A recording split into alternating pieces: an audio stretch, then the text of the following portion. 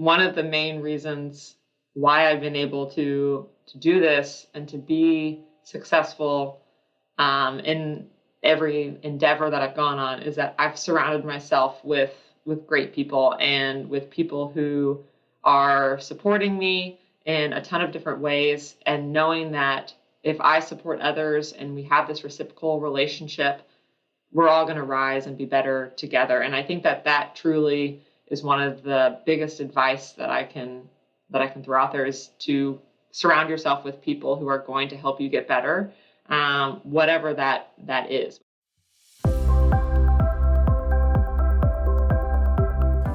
You're listening to Becoming Wildly Resilient, brought to you by University of Kentucky Human Resources, Health and Wellness. In this series, we'll explore a variety of well-being topics with experts from the university community in physical, emotional, nutritional, and financial health. Join us, and together we'll discover how we can thrive at work, home, and beyond.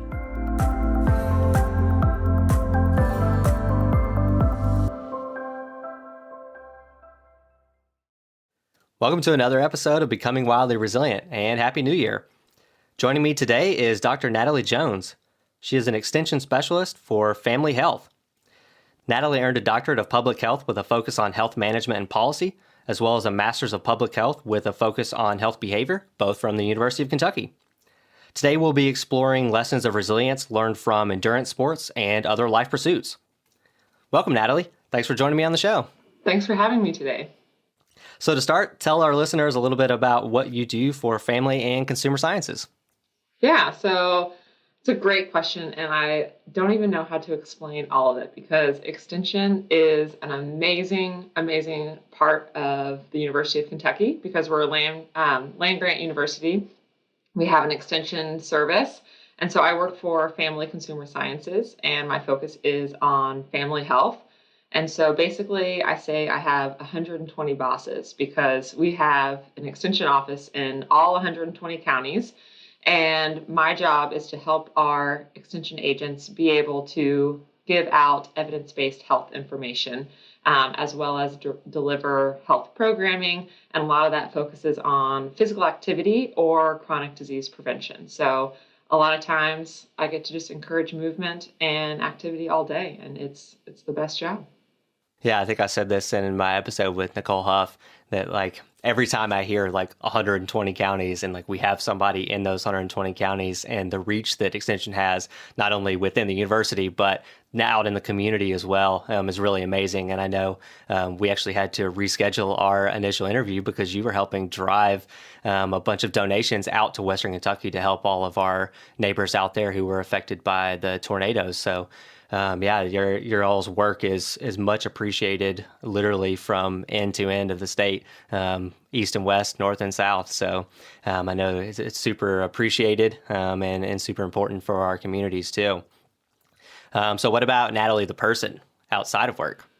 Yeah, Natalie, the person outside of work doesn't sit still very well.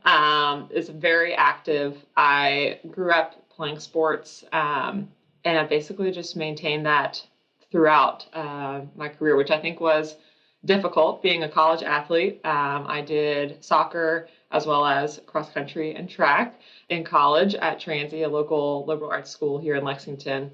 And so when I graduated college, I was like, I have to keep moving. I don't know who I am without athletics. And that's something that has really stuck with me, is just that sport can be for life, and it can truly transform your life for the better. It can lead to a job. It can lead to a best friend, a community. Like, that's really how I got my job with Extension, is that I had a connection who knew that I enjoyed physical activity. And in the beginning, when I started with Extension, my role was solely only on physical activity. So it has really been a full circle of public health and being there for preventative health care and encouraging physical activity throughout my career as well as in my personal life. Yeah, I think you're actually the first guest that I've known prior to my time at UK as well. So you mentioned having run cross country at Transy. I think I've probably mentioned it multiple times on the podcast before, but that was my previous life, was coaching. And I guess it was my first year coaching collegiately was your senior year. Yes. So I had the pleasure of coaching you for one of those years too. And then our stories kind of interweaved. You mentioned the physical activity. You worked with my wife when she worked at the state for the Department of Public Health as well. So, our stories have kind of interwoven a few different paths. So it's exciting to have you on the podcast, and we're going to talk about your ability to not to not sit still. Yeah. That's kind of what we'll be diving into a little bit today. But before we get into that too, when this episode drops, our 31 Days of Gratitude Challenge will be kind of towards the latter few days there. So one of the questions I asked in the previous episode was what you're grateful for recently, both personally and professionally. Yeah, so I would say professionally right now, I'm just really grateful for community, I guess, and the impact that we have. When we were able to go to Western Kentucky and McCracken County, in Paducah, Kentucky, and just see all of the donations and all of the volunteers that were there, organizing and handling all the donations. It was just, I can't even put to words how emotional it was for everyone who was there, and just knowing that Extension is here to support families throughout Kentucky. It was really a really rewarding experience. And then personally, it's a hard question to answer with everything going on in the world with COVID and with our family. We've been having some people who've had health scares and different situations, just realizing that I'm grateful for my health, for my body, for being able to move, and knowing that life is short. And so we need to live it. Yeah, definitely. I saw the photos from the donations that you all collected, and it was a lot. I mean, it took how many? What, like 4 or 5 of you all had to drive down, packed full vans, and I saw a video just panning the room as you all were prepping, and it was just tons and tons of donations, and so I can imagine that was an extremely fulfilling and rewarding experience for you, but also an emotional one too. Just to see the damage and firsthand, particularly, and really to see the people that affected too, and their stories adds a little bit extra weight to that than just seeing it on the news or reading it in the newspaper or whatever. Exactly. So yeah, I can definitely see how that would be something that you're super grateful for, and I know I'm assuming that those people are very grateful for everybody who donated to that as well. So. Yeah, it definitely made me grateful for my coworkers also. I should throw that in there as well. It was something that as soon as things happened, our director of Extension, Dr. Hunter, was able to just pull things together, keep us organized, and everyone was like, how can we help? What can we do? And we were able to actually create a tornado relief toolkit for our agents to use and to hand out that went through everything you mentioned. Dr. Nicole Heff earlier, she was a big part of that, of financially, paperwork, when things are missing, what you do. I helped with when you have a chronic disease, how do you manage that in a natural disaster? What do you do? So it was a group effort. I have amazing coworkers who pulled in not only their expertise professionally with that toolkit, but also with donations and their time to volunteer. So. Yeah, that's some professional resilience too, as a unit or as a department, to be able to respond to those things and to be able to pivot that quickly to help each other and those we are here to help as well. Exactly. Yeah, so let's jump into your story, because we'll be diving into your personal experience as much as kind of your academic knowledge. So typically we're more in the academic sense, but I think that personal story has just as much impact and power sometimes as the academic knowledge. And so we mentioned your kind of always moving, and I'll read it off here in just a second, but and we mentioned your time at Transy, but after leaving Transy, and you've kind of mentioned it, you didn't really know what to do. Being an athlete was so much a part of who you were, that you went sort of even further than what you would have done as a college athlete with me. So I mean, since that time, you've done 5 half marathons, a full standalone marathon. You qualified and competed at USA Triathlon for your age group at the Olympic distance. And then I asked you this ahead of time, you had too many sprint and Olympic distance triathlons to count, 3 full Ironmans, a couple of Disney challenges, and then one of the most recent ones from this summer that I found really fascinating and was a goal that I wish I could do, was that you biked coast to coast. Using the Western Express and Trans-America Trail from adventure cycling. So I'm really excited to kind of dive into your experiences across all of these different pursuits, because they're different athletic pursuits as well. And I imagine you've learned quite a bit about yourself and about sort of that idea of resilience, not only physically, but mentally too. So I guess starting off, what really got you into endurance activities in the first place, particularly when we're talking about things like Ironmans and biking across the country? Those are huge goals. Yeah, it's a lot when I hear you list it off. But yeah, I think the biggest thing that got me into endurance sports was just the fact that I've always been an athlete. I grew up in a very sports-oriented household as a child. So my parents played sports in college, and then I have a brother, and we grew up playing sports, and we both did collegiate sports as well. And so it just seemed like the norm for me. And just really knowing, again, that, sports can be for life and that it's not just a thing for kids to do. So that was modeled for me at a young age. And then I think for me, it just kind of also became self-awareness that I'm not very fast. So I'm not quick. And so doing sprints or 5K or 10K and being competitive were not in the cards for me.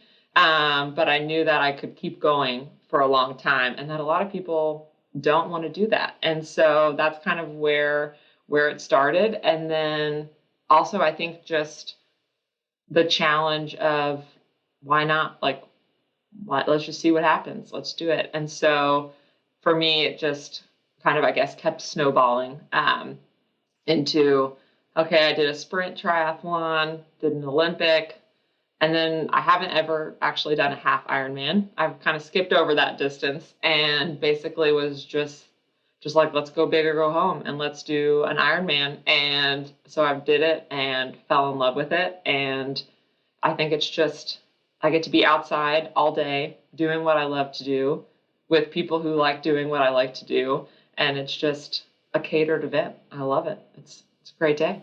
Do you ever sleep? Yes. Yes. I take my sleep very seriously. And also a fun fact about me, I think people assume that people who do endurance sports are morning people and that we wake up at like 4 a.m. to go run before work. That's not me. I'm not a morning person. I enjoy sleeping in when I can. And so that's something that I think I want to break, that stereotypical norm. We don't have to be morning people to be an endurance athlete. That's good. There's your first tip of the day. Yeah, you were mentioning like feeling like you weren't fast enough to compete at those distances. When I was an athlete, I was on the opposite end of the spectrum. I was a jumper. I ran 90 feet at a time, and that's where my comfort zone was. Yes. It's like go all out for a very short amount of time and just do that a few times in a meet, and I was good to go. So I did the same thing as you. After I left, I was like, oh, well, I'm an athlete. I should continue this. And so I dabbled in the endurance sports realm, and my list starts and ends basically with a half marathon. I think I had an 8K and a half marathon, and I made a lot of mistakes in the process. I trained for far more, but I don't think I ever ended up finishing any of them because I managed to end up getting injured or something else, or just lost interest or whatever. So this kind of leads to that next question, which is what keeps you coming back for more? So you touched on it a little bit, but is there anything that keeps you going? Because obviously, like an Ironman, that takes a lot of dedication, and to do one, and you've done 3. Yeah, I think I don't even know how to answer that question, honestly. That would be like a good response. People would be like, that makes sense. But I think it truly is just a passion and a joy for me to test my body and to test my limits. I've been really lucky to where every time I've done an Ironman, I have that itch to do another one, and I have PR'd every time. So my time has decreased. I've gotten faster and more efficient. Like you mentioned, I've learned a lot from each race. And that's what I really try to take away from them, is that I know I'm not going to be first. I'm not competing to win. I'm just competing against myself. And it's been a learning experience of how do I balance being an athlete and training? Because training is the hardest part of an Ironman. Like race day is easy. I mean, it's still hard, but it's easy compared to the dedication and the sacrifice that you have to make time for the training. But I've learned how to balance that, how to be more flexible within my training, to still have a life and go to social engagements and not feel bad about it. And so it's been a learning curve every time, and I think that that's what I enjoy, is that I learn something new from every event, even from a sprint or a 5K, whatever it is. I learned something new about being an athlete, and then I also learned something new about myself every time. And so it's great to go back again and see what else I can learn, as well as getting to travel and go to different places. And each race is in a different location, so it's fun to also see that, even though it's the same distance, it's never the same course.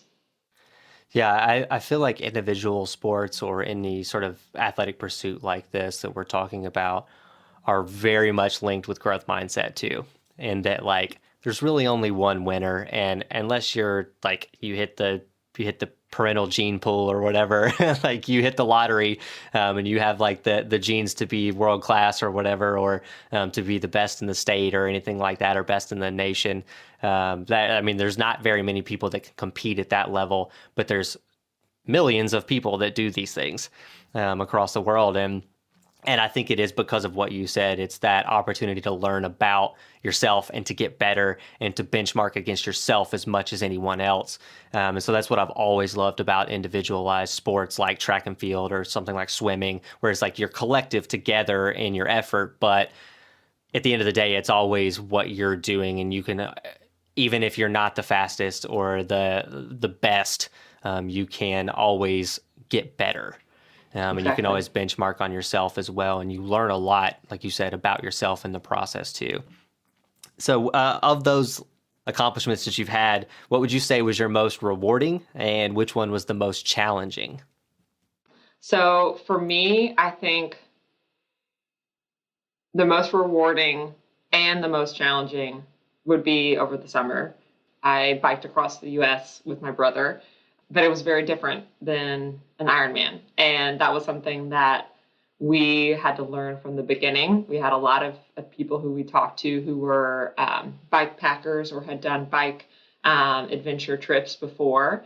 And they were very clear to us that this is not an Ironman. This is not a race. My brother is also a triathlete. And so they had to make that very clear for us that this is a totally different game, totally different mindset than what we were used to. And so I think that was the first thing, was just totally switching the mindset from a race mentality to an enjoyment mentality. And I think that going on the bike trip was something that challenged us in a lot of different ways. I think both of us were a little bit depressed and struggling through COVID. It was during the big part of the pandemic when it was just hitting off that both of us, my brother and I, were having, just the mental health aspect. It was taking a toll on us.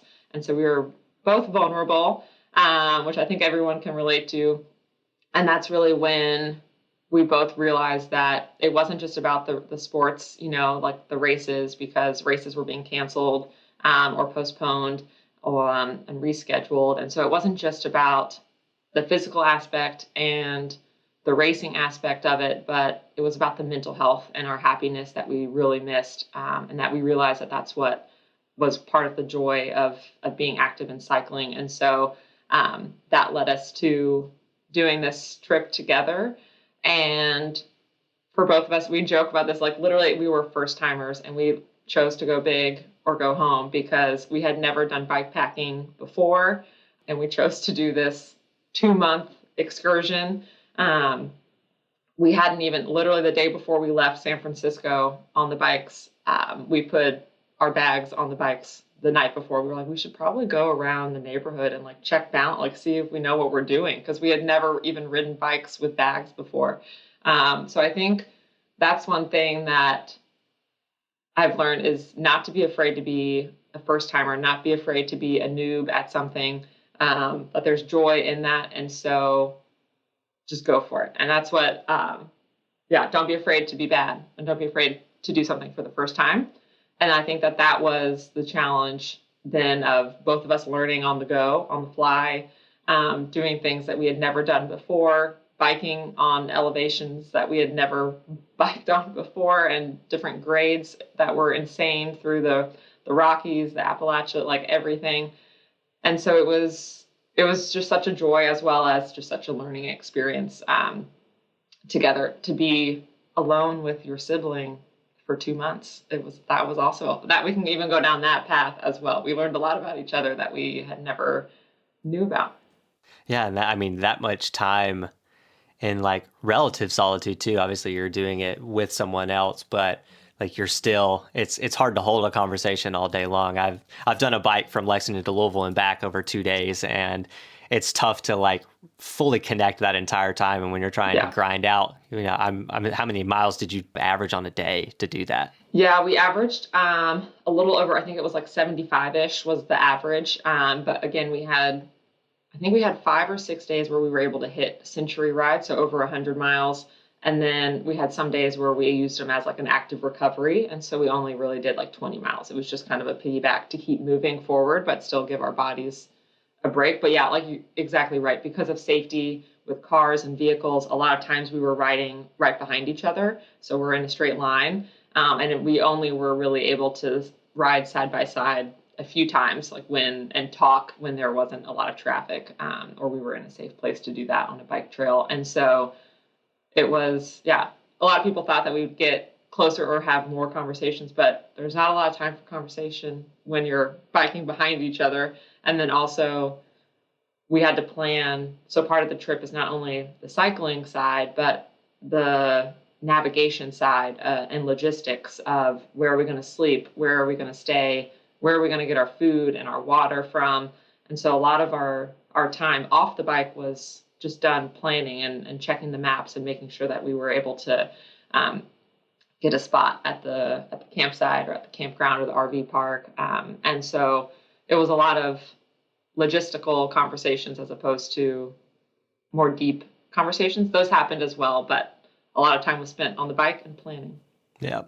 So you mentioned kind of going into that experience, and what catalyzed that experience was struggling with the early parts of the pandemic mentally. How did that translate then when you're spending a lot of time sort of in solitude on the bike, say in the middle of, I don't know, like Nebraska or somewhere where, I don't know if you went through Nebraska specifically, but somewhere there it's like flat and you got a little less to look at. How did that experience end up translating? Did it meet your expectation or what you were trying to get out of it? Yeah. Yes and no. I think that my brother would agree with me that both of us kind of thought that we would have this huge like aha moment. And I don't know if it ever really came like that. We didn't have that spiritual awakening moment that we thought we would have. But both of us pulled away things from the trip that we weren't expecting.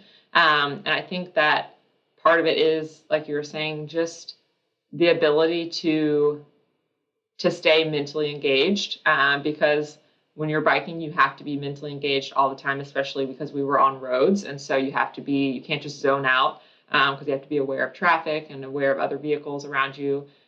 And so I think that for us, it was just that mental endurance as well, and physical endurance. I mean, there were days, obviously, where, all we did for 2 months was bike, basically. And so, and especially in the beginning, we were in shape, but we weren't in that type of shape. And we knew our legs would come. But there were days, that were really tough, where we had some gnarly headwinds.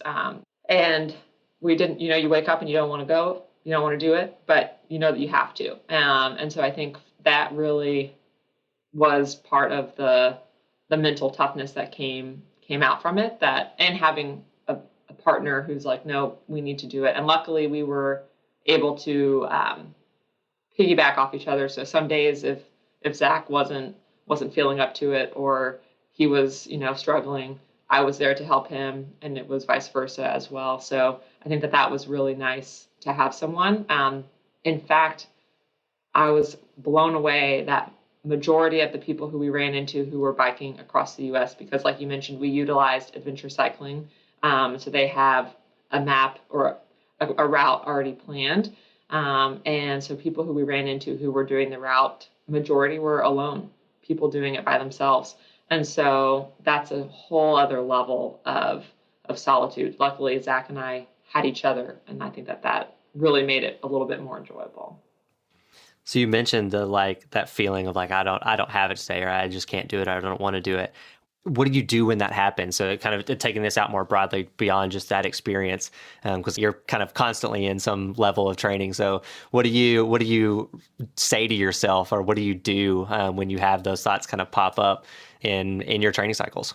Yeah, no, it definitely is very, very common. And I think that for me, this sounds crazy, but I talk to myself, and I not only talk to myself in my head, but I will verbally talk out loud, especially when I'm doing a sport or being active, and especially over the summer, is that there were some days where it was freaking hard. Like, it was hard. We were climbing. I'm looking at my bike is over here, so I keep looking at it. But we were climbing, and we had 70 pounds of stuff. Like, that includes the bike and our bags. So we're pulling our weight and then 70 pounds as well. And going up these grades that were 8%, it was just brutal. And I think for me, one of the biggest things was the mantra that I just said over and over was that I can do hard things. And I would just say it out loud, not in my head, but then literally telling myself that I can do hard things. And it's just the one foot in front of the other, drop the gear, go at your own pace. Pace, not race, is also a mentality that I take a lot of. Pace with myself, again, just focused on me, not worried about anything else. And we also have the mentality of, for me, I want to enjoy what I'm doing. I want to enjoy my body. A lot of it is that gratitude for health and gratitude for what our bodies can do and the places that we're getting to see because our body is taking us there. And so again, I want to enjoy it. So I don't need to kill myself. So if I need to hop off the bike and take a break, I can hop off the bike and take a break. If I need to walk, I can walk. If I need to do something, have a snack break, I can do that. And I think that doing it with my brother also made us better at communicating what we need in order to get the day done. And we realized that we had to be very open with each other about our needs, about where we were mentally and physically, because again, if we were hungry or if we were thirsty, we needed to make sure that those needs were met before we even felt that, in order to keep going. And so I think for us, it was just that mental toughness of don't give up and just figure out a way to get it done, no matter what that looks like. You can do hard things, and you just have to listen to your body to be able to figure out what you need. And that is actually one of the quotes that I really like that I wanted to share. That I can't remember who said it, but I think it just is such a focus for endurance athletes and humans in general, is that basically, so this is the quote, is if you listen to your body when it whispers, you won't ever have to hear it yell. And I think that is just so important. And that's what we tried to focus on, is as soon as we felt something was off or our bodies were feeling weird, how do we take care of that so that way we don't further injure ourselves or get to a point of exhaustion where we can't do it? Let's just take care of ourselves up front, and then that way we can get it done. That has a lot of application in life too, which is, again, this is, as a coach, kind of philosophically, this is how I would talk about track and field or cross country as well, and the connection that they have with life. And so you mentioned pace, not race, and that obviously has a specific connotation within endurance sports or any athletic pursuit for that matter. But it also, you can take that into life as well. And thinking about taking things one step at a time. You're not, again, I guess to use the cliche, it's a marathon, it's not a sprint. And there's a reason that cliche is used. But I think one of the other important things that you mentioned there too was the ability to communicate your needs. And the quote I think was really powerful as well. And I think about what Amy Rodquist Cadet said, in that basically our feelings are messengers for our needs. They're telling us something, and so if you're listening to that whisper, you can address it earlier, and hopefully that kind of helps you get it out of the way, and you can move past it and move through it, depending on what it is.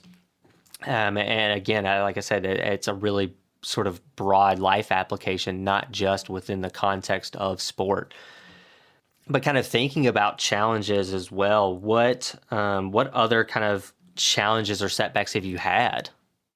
Yeah, I think overall in general, the biggest thing that I've had as an endurance athlete that's been a challenge has been runner's knee, or like IT band syndrome. And so it's been difficult for someone who, it's just funny how you kind of go through life, is that running used to be my favorite discipline of triathlon. And so as soon as I got off my bike, I was like, let's go. Like, I got this. I'm going to finish strong. This is my comfort zone. I love it here. And then as that has changed with dealing with runner's knee, which kind of started in the beginning of COVID, because I was trying to cope with my mental health issues and went a little too hard in the paint. And when that happened and that got taken away, that's when I really found my love for cycling. But I think that it also just made me learn that we can't take our bodies for granted, and that it's not always as easy as it seems. And now I joke that I sometimes now warm up for a run longer than I actually go for a run, and that I'm more focused now on the little things. But it took a while to get there, because at first I freaked out that I was having knee pain and that I couldn't run, probably threw a tantrum, especially mentally in my head, just getting frustrated and just didn't know what was going on. Tried to do the quick fixes of some random PT exercises I saw on Instagram or on YouTube, like, okay, let's just fix this. I got this. Nothing was working. Finally, taking the time to rest and to let my body heal as it needs to, as well as going to see a PT to get some more personal exercises and movements that were needed to help with my glute activation in my hips, and then just reassessing. And I think that helped me go from the competitive side. I'm still competitive, but to the side of, this shouldn't be painful. It should be enjoyable. You love running. You love being outside. And so how do we make that enjoyable again? And then just totally switching my mindset of, I used to think that a half marathon or a marathon didn't count unless you ran the whole thing and never walked.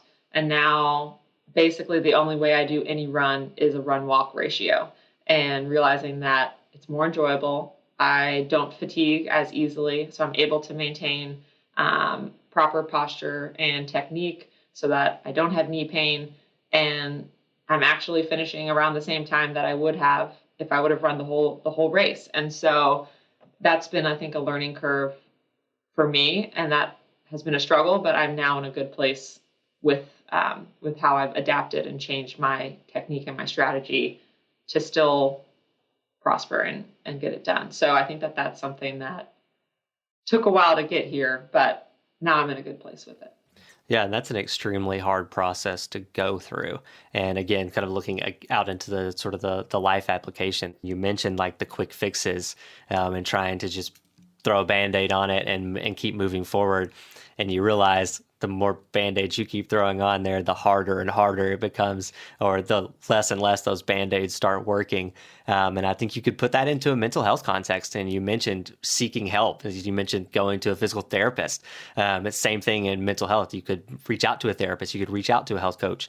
And there should not be a stigma with those things. There is a stigma. I think it's getting better. That's my hunch. And I think a lot of people would agree. But it's still, to get yourself to that point, it takes a little bit of searching too, and sometimes it takes a little bit of trial and error, and you can see that in your story as well, with running being your favorite, and then dealing with runner's knee, and then the frustration that leads to like, I can't do this, and you start to sort of doubt and you throw the tantrums, but then your resilience came and you realized, I can move forward. I can find new ways to do this so that I still enjoy it and not feel like bound to like, this is the way I should be doing it. You're looking at it as like, this is the way that I can do it or I want to do it. And I think that's really important as well. Even just talking about physical activity, I think people get this notion, and I want to preface this now in saying that like us talking about this doesn't mean like we're telling everyone that you should be out running marathons or you should be out doing Ironmans. Find the things that you like and then find how they work for you. That's really the take-home message for me in this entire conversation. But yeah, again, you can kind of take it into the life context too. Yeah, no, I just want to piggyback off that totally. Is that I think that overall for me with my experience is that people are happier and can thrive when they are active and when they're moving. And movement doesn't need to be specific. And I think a lot of times people think it needs to be exhausting or it needs to be intense, like CrossFit or heavy weightlifting or doing something like an Ironman. And that's not how it is. There's so many different types of movement out there and so many different ways to make it personalized to what you enjoy. And I think that that's the biggest thing. And I have found the joy in cycling and being outside and running.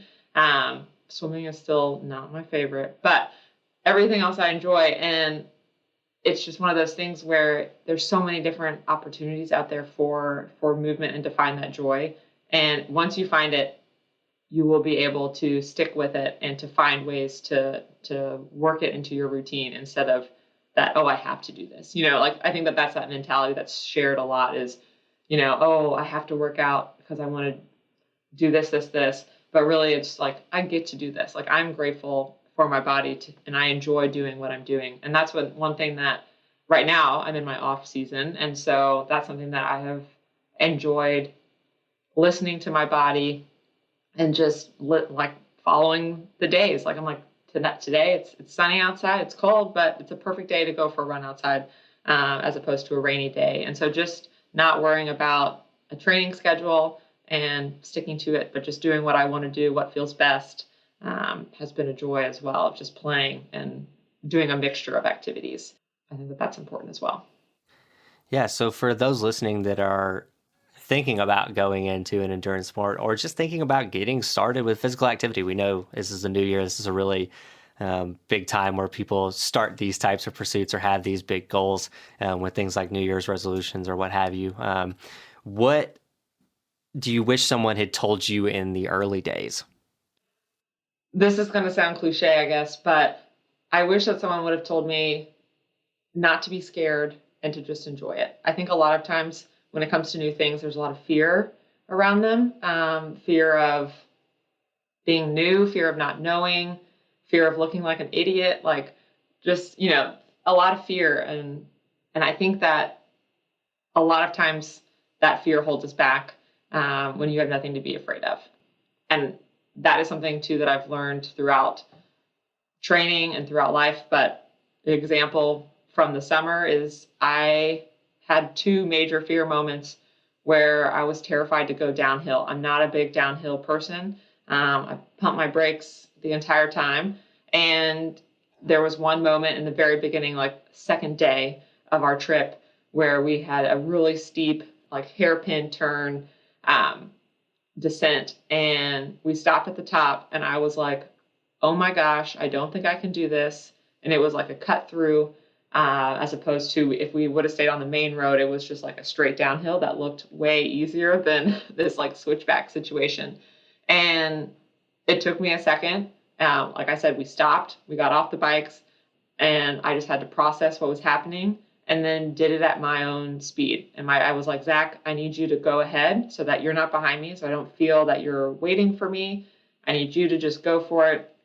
I'm going to come down at my own pace, at my own time. I stopped a few times to like reassess, make sure I was good, and kept going.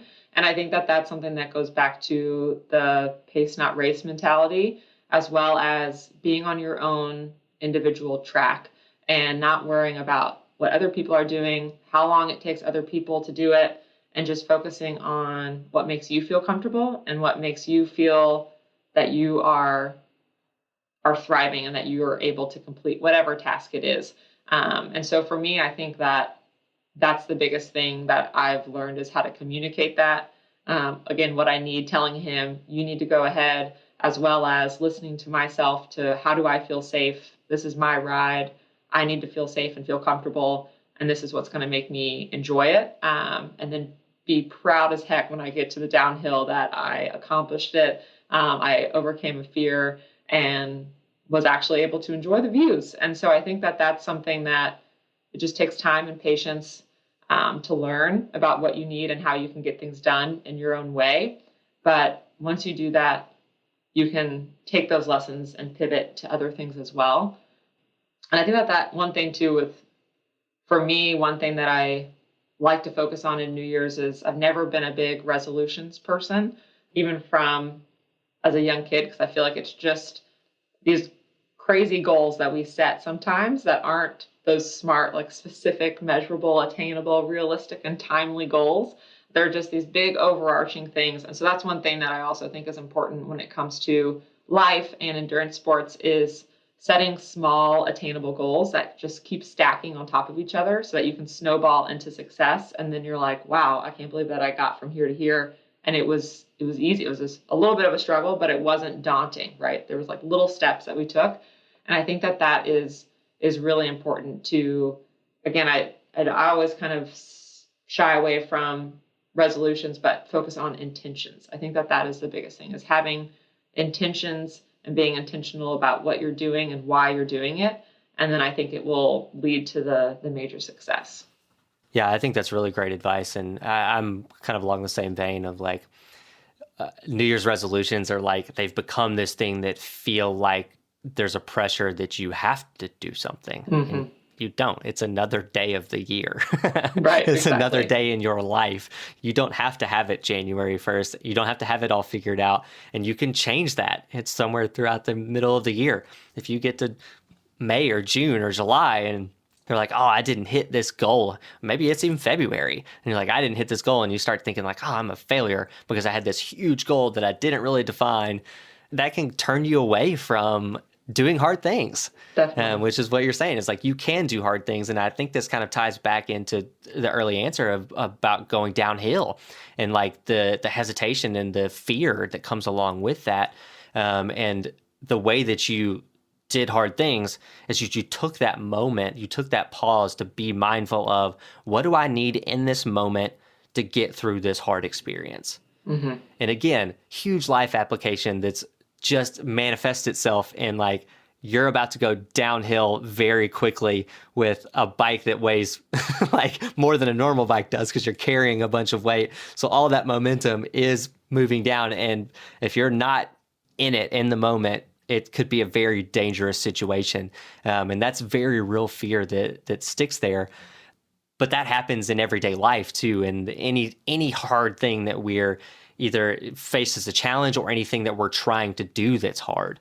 You can look at it either way. And I think just kind of harping back to that broader message of how this applies to our lives and applies to resilience.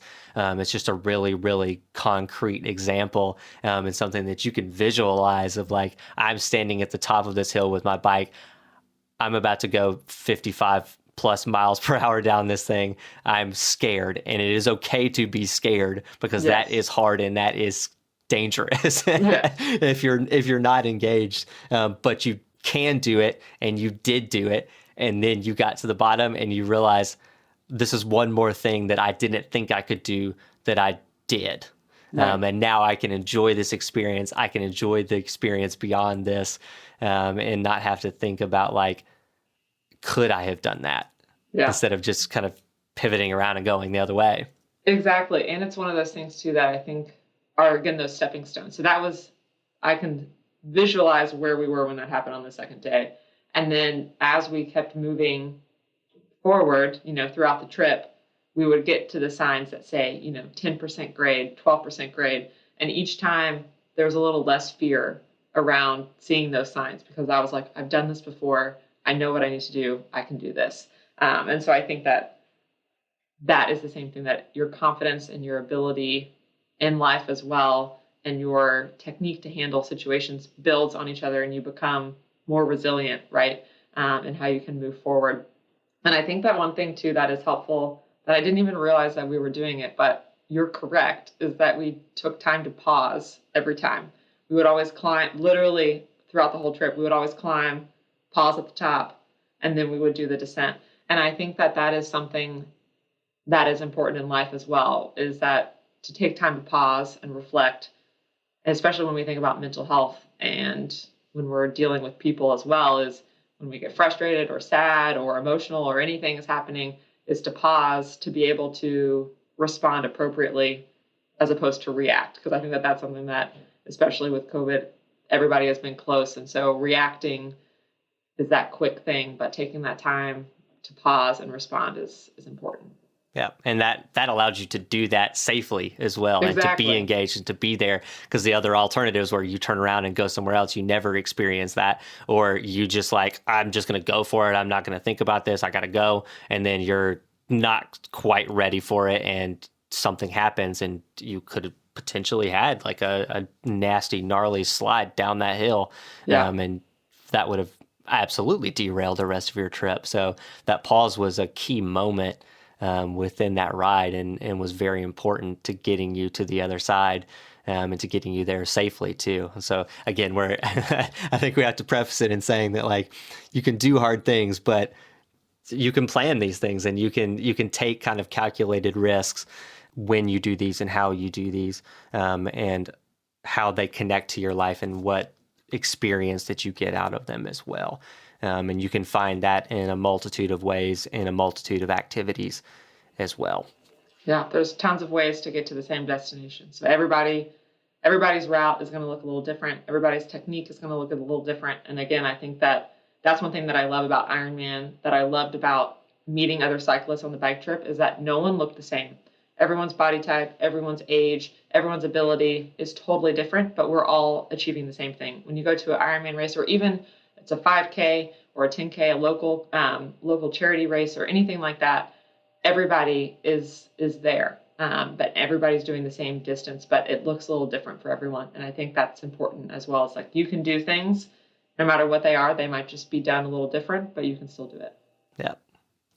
So how would you kind of summarize all the lessons you've learned into like a short advice for helping us become more resilient? Honestly, this is something that we haven't really talked about at all, but I think that one of the main reasons why I've been able to do this and to be successful in every endeavor that I've gone on is that I've surrounded myself with great people, and with people who are supporting me in a ton of different ways, and knowing that if I support others and we have this reciprocal relationship, we're all going to rise and be better together. And I think that that truly is one of the biggest advice that I can throw out there, is to surround yourself with people who are going to help you get better, whatever that is, whether it's, mental health or physical or emotional or spiritual, making sure that you have that team with you, that tribe is going to get you through. So that's my first advice. The second advice is just easy and have fun. Do things that are enjoyable. Life should be enjoyed. Life is precious. Life is short. So take advantage of it.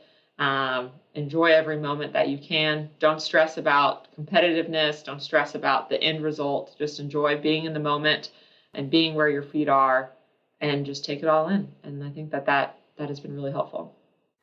So for people who, I guess we've kind of jumped all over the place with our answers. Like normally our episodes are a little more focused on like a specific tool or a specific practice or something like that. Mm-hmm. So this is going to be a little more of a general question for you. What tools or resources do you really find helpful, that people may find some support in? Yeah, all of the tools. I think the more tools that you can have in your toolkit, in your toolbox, whatever, you need all the tools. And I think that is included in your tribe as well. So you've mentioned, seeing a therapist. So seeing a therapist, I go to a therapist for mental health. I think that helps me stay grounded, and just having that outside person helping me navigate, as well as seeing a PT. I still see a PT for maintenance. And I always think of it as, we're just like a vehicle where you have to get a tune-up, and going as an athlete, as a human, to a PT is just like that, of just getting a tune-up, making sure everything is working properly. So those are the two big things, the tools that I use. I also am working on getting better at this, but utilizing mindfulness and different types of breathing techniques and tools like that. For me, I try to add it onto my daily routine of things that I'm already doing. So I'm a big coffee drinker. In the morning, I mentioned I'm not a morning person, so I have to have my cup of coffee to start the day. And I try to tie that with a moment of gratitude and stillness in the morning. And that just helps me be centered and move forward for the day. And then what's another tool? Any like books or podcasts or anything that you love? Ooh, yeah. One of the favorite things that I enjoy doing is just reading for fun on my spare time. And one of the books that I utilize a lot is the Reese Witherspoon book club. It's because it's just fun, like fictional, especially now and during these like times. It's just nice to have an escape, and so that has been a go-to for me. But I'm honestly not a real podcast person. Saying that as I'm on a podcast. But I don't, and this is something that has come through, I guess, with Ironman, is that you can't race with headphones in or music. And so I don't train with music or with podcasts or audiobooks or anything like that. I just hang out with myself. Yeah, I do the opposite. My walking time and my physical activity and that sort of thing. That's my time to listen to podcasts or listen to audiobooks and do those types of pursuits. Whether they're things that I'm listening to that are just fun, or whether they're more like sort of self-help, educational types of stuff, like the Brene Browns of the world, that kind of thing. I use that time for that too, and I often find that keeps me going. I was like, oh, I got 10 minutes left in this episode or this chapter or whatever. I'll just go an extra block so I can finish it. So that's kind of like a small cue that works for me too when it comes to that. I will say, I guess, when I think about, so I mentioned friends and that support system. So when I go out, one of the things that has come through with COVID and with working from home, for me, that definitely started in the beginning, was realizing that I need to go outside every day and that I need movement breaks. And so I would go outside and call my friends. A lot of my friends live in different states. And so for me, whenever I'm walking or driving somewhere, I'm always on the phone talking with someone. So that's like what I use as a refresher, as a way to build up more energy, is getting it from others and talking with them. And then movement breaks is something that I utilize all the time. I just find that I'm a better person when I can step away just for 5 minutes of stretching, nothing crazy, literally just a little bit of movement, light stretching, maybe a little bit of yoga, if you would want to call it that. But that is something that I have found really important, especially with my job. I've always found it a little like an oxymoron, is that I try to preach and I'm working on curriculum for physical activity and chronic disease prevention, but 90% of the time I'm sitting at a desk. And so just being aware of that and knowing that, okay, I need a break and I can get up and move and then come back to it. And so that's something that I guess is a tool that I use a lot, is just movement breaks. That's when I do my PT exercises, little thing like calf raises. It can be really easy. Just stand up, do some calf raises, sit back down. And so I try to focus on that as well. Yeah, that's another good point. Like we work in this field and we still struggle with it too, but we're here to support you because we know what that struggle feels like too. So we're definitely not coming from a judgmental place when we try to help out and reach out and that type of thing too. And whenever you reach out to us, we're here for you. So I'll mention the MoveWell resources for you too. So if you are looking to get started or you're trying to find ways to incorporate movement into your day, we do have consults you can do for free. So any of our employees, retirees, or spouses, take advantage of those if you're looking for support in that area too.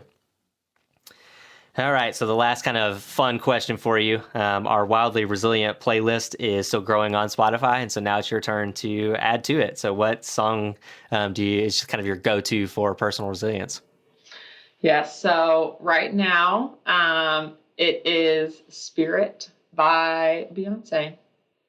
I'm a big fan of Beyonce, definitely in the Beehive. And so Spirit from the Lion King new Disney remake is one of my favorites. I guess you probably saw that I'm drinking out of my Lion King cup right now. I did, and I'm a big fan. I've actually been able to see The Lion King on Broadway twice, and then I went to go see the Disney movie when it came out again, the live-action Disney movie in theaters.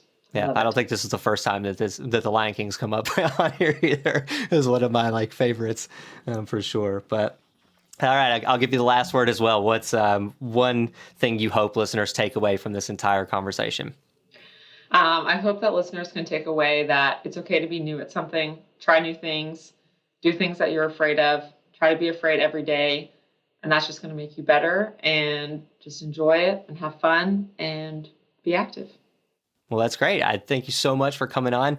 It was great to hear your story, even though I have more knowledge of it than normal. But I appreciate you sharing your story and sharing your knowledge and your advice and everything as well. So we definitely appreciate it.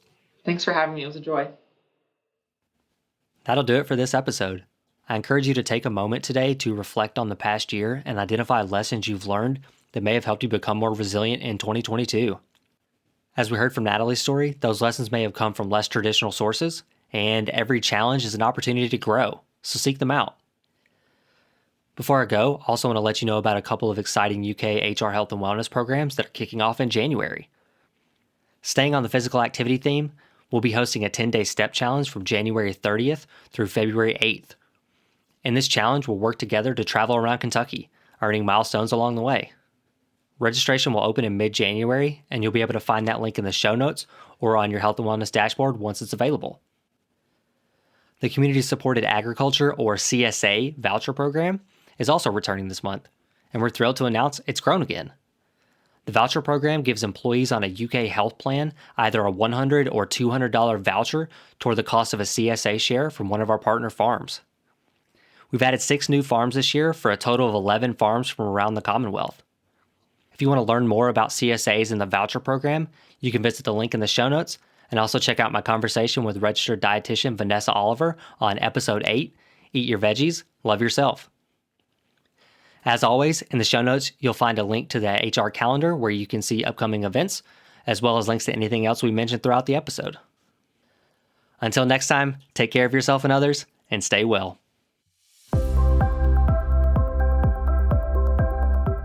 Thanks for listening to Becoming Wildly Resilient, a podcast series from University of Kentucky Human Resources, Health and Wellness. The UK HR Health and Wellness team, consisting of certified health coaches, fitness experts, registered dietitians, and wellness specialists, offer a wide range of online and in-person programming to University of Kentucky employees, retirees, and their spouses. If you enjoyed this episode, you can listen and subscribe to future episodes wherever you find your podcasts. Connect with us on Facebook, Twitter, and Instagram by searching @UKY Wellness. There, you'll find links to episode show notes and more. You can also email healthandwellness@uky.edu with any questions or suggestions for future episode topics. To learn more about well-being benefits offered by University of Kentucky Human Resources, visit www.uky.edu/HR/wellbeing. Live well.